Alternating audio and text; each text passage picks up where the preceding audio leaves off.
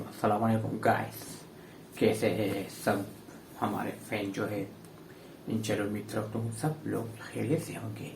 तो गाइस, आज हम आपके लिए एक ऐसी वीडियो लाए हैं जिसका टाइटल है the one man of Gorkha army.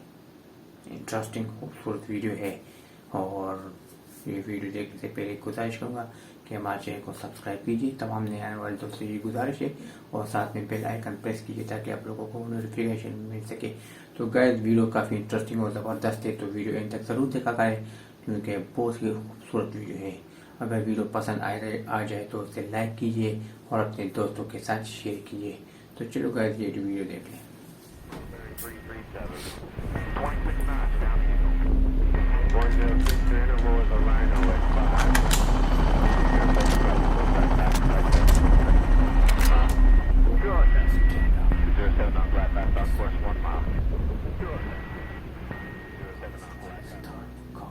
On the 17th of September 2010, a platoon from the 1st Battalion, the Royal Gurkha Rifles, was stationed at two patrol bases near the village of Rahim Kalay in the north of Helmand Province. At some point during the day, the bulk of the platoon departed the bases to secure a key road to the east, with two small detachments remaining behind to garrison the outposts. Tasked with holding the southernmost patrol base were four Gurkhas, among them Sergeant Dipprasad who, in the evening of the 17th, was on sentry duty on the roof of a two-storey compound that was at the centre of the base. Manning his post for several hours, Sergeant Pun soon began to hear some noises materialising from the other side of the main gate, and, as he later recalled, "I thought at first maybe it was a cow, but my suspicions soon built up and I saw two Taliban digging to lay down an IED in front of our gate." Immediately, the sergeant called out for the two men to identify themselves, but instead of receiving a verbal response, bullets and RPGs began to hit the patrol base, as a significantly larger Taliban force appeared from out of the darkness. Realising the outpost was under attack, Sergeant Pun grabbed a nearby radio and informed his platoon commander of the unfolding situation, before turning his attention onto the enemy. As soon as I knew they were Taliban, I thought I was going to die. But as soon as I started firing, that feeling went away. I knew I had to do something before they killed me and my three comrades. I thought, before they kill me, I have to kill some of them.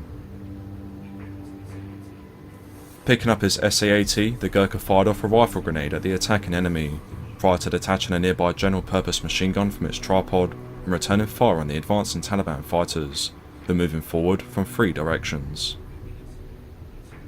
Within minutes, however, he had spent all of his machine gun ammunition and so resorted to using a mix of grenades to disrupt the attack, including 6 phosphorus, 6 fragmentation and 4 rifle grenades. Once these two had become expended, he picked up his SA-80 again and, moving from position to position, he continued to engage the enemy, some of whom managed to break through his line of sight and reach the compound. Looking for a way to get onto the roof, some of the insurgents began scaling up the building's mud walls, with one fighter reaching the top first and proceeding to rush the Gurkha. Training his SA-80 onto the enemy fighter, Sergeant Pun shot and killed the insurgent, seconds before experiencing a weapon malfunction just as another Taliban fighter appeared on the roof. Ditching his rifle, the sergeant grabbed the nearby GPMG tripod and held it at the second insurgent, knocking him unconscious. Moments after, Sergeant Pun heard several more of the enemy attempting to climb up to the roof, who he pushed back by dropping a sandbag onto one and forcing the others to retreat when a claymore mine detonated. Eventually, after 17 minutes of heavy fighting, the enemy attack had collapsed and what was left of the Taliban force withdrew back in the direction they had come from.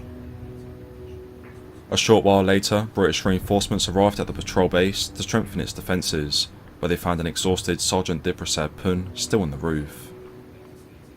Sergeant Pun later stated, "I thought there might have been around 20 to 30 Taliban fighters involved in the attack, but later locals told me it was probably around 15. I know I'm very lucky to be alive. I didn't think the attack would ever end, and I nearly collapsed when it was over. I did what I was trained to do. There wasn't any choice but to fight."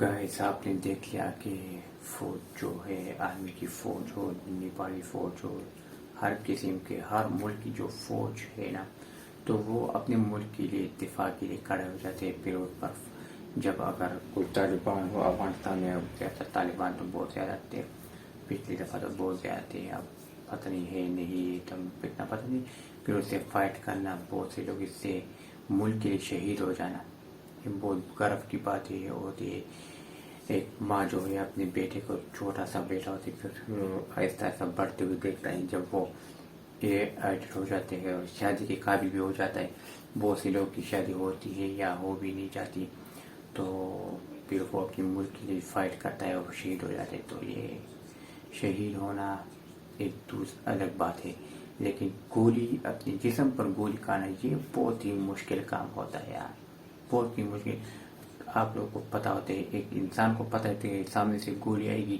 میں اس پہ firing کروں گا وہ مجھ پہ firing کرے گا یا تو مروں گا یا مرواؤں گا تو یہ بہت مشکل کام ہوتا ہے یہ بہت بڑا دل چاہیے تو یہ ویڈیو آپ کو یقین بہت ہی پسند ہوگی گائز کیونکہ اس ویڈیو میں تو ناپسند ہونے کی کوئی بات ہی نہیں کیونکہ بہت ہی اعلیٰ قسم کی ویڈیو ہے تو گائز اپنا خیال رکھیے گا انشاءاللہ پھر ملیں گے نیکسٹ ویڈیو میں تب تک کے لیے چاہتا ہوں اللہ